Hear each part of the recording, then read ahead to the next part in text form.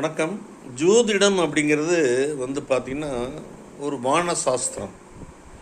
வானத்துள்ள கிரகங்களுடைய நம்ம பறக்கும்போது எந்த இடத்துல இருந்ததோ அதை அடிப்படையாக கொண்டு ஜாதகம் எழுதப்படுகிறது. எப்படி டாக்டர் நமக்கு ஒரு நோய் கண்டுபிடிச்சு அதுக்கு என்ன கெமிக்கல்ஸ் குறைவாக இருக்குது, அந்த கெமிக்கல் உள்ள மாத்திரைகளை ரெஃபர் பண்ணுறாங்களோ அதே மாதிரி தான் ஜோதிடமும். உங்கள் பிறந்த தேதி பார்த்திங்க அப்படின்னா 1/91 10 இந்த மாதிரி கூட்டுத்தொகை 1 வந்ததுன்னா அது சூரியனுடைய ஆதிக்கம்னு அர்த்தம்.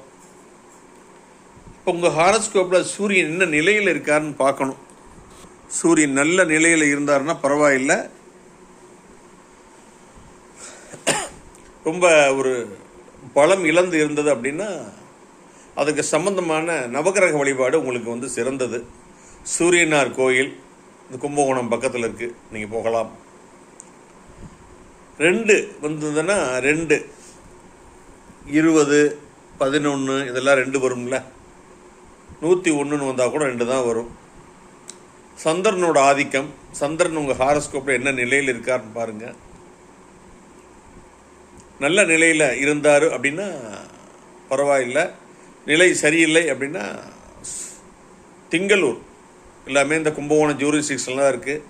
எங்களோட போய் சந்திர பகவானை நீங்கள் வழிபடலாம். 3 குருவை குறிக்கும். 12னா 3, 21 நாள் 3, 30 3 தான். குரு பகவான் நல்ல நிலைமையில் இருந்தார்னா பரவாயில்லை. ஸ்ட்ரென்த் இல்லாமல் இருந்தால் ஆலங்குடியில் போய் நீங்கள் வழிபடலாம். 4 ராகு. 2 + 2 4 4 40 இதெல்லாமே ராகு பகவானை குறிக்கக்கூடியது. பலம் இல்லாமல் இருந்தாங்கன்னா நீ ராகு திருநாகேஸ்வரம் இருக்குது, அங்கே போய் ராகு கால பூஜையில் நீங்கள் கலந்துக்கலாம். 5 புதன்.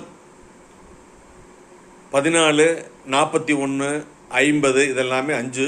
புதன் பகவான் நல்ல நிலைமையில் இருந்தாருன்னா இன்னும் வழிபடலாம். ஸ்ட்ரென்த் இல்லாமல் திருவெண்காடு அங்கே போய் நீங்கள் வழிபடலாம். 6 1 + 6 60 6 சுக்கிர பகவான். சுக்கிரன் நல்ல நிலைமையில் இருந்தால் விட்டுருங்க. பலம் இழந்து இருந்தாங்கன்னா சுக்கிர பகவானுக்கு உண்டான கோயிலை கண்டறிஞ்சு வழிபடலாம். 7 கேது.